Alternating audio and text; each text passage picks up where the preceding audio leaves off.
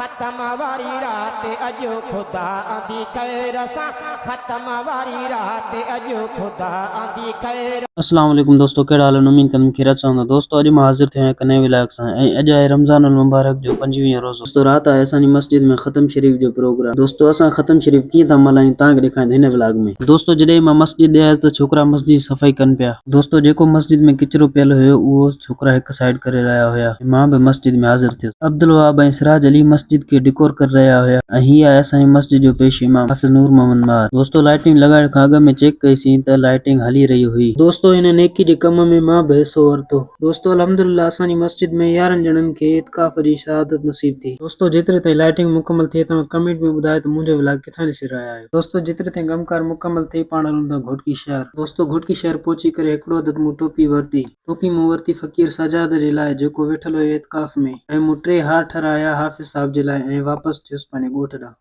2000 years later. दोस्तों इफ्तारी जो time थी वियो ऐं असां कईसीं इफ्तारी ऐं मग़रिब जी नमाज़ अदा कईसीं जमायत सां मस्जिद में। दोस्तों सुबुह जो जेकी असां लाइटिंग कईसीं उहा असांखे हींअर नज़र अचे पई हिन नमूने सां। या हबीबी या मुहम्मद।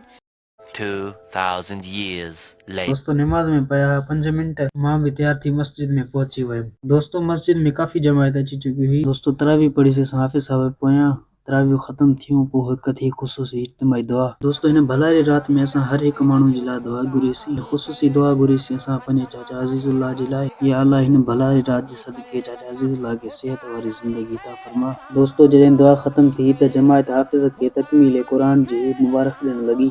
आंदी ख़ैर सां ख़त्म वारी रात अॼु ख़ुदा आंदी ख़ैर सां ख़त्म वारी रात अॼु ख़ुदा आंदी ख़ैर सां। हाफ़िज़ खे ॾेई हज़ार वधायूं हर गुलाबी गुलनि जा पायूं।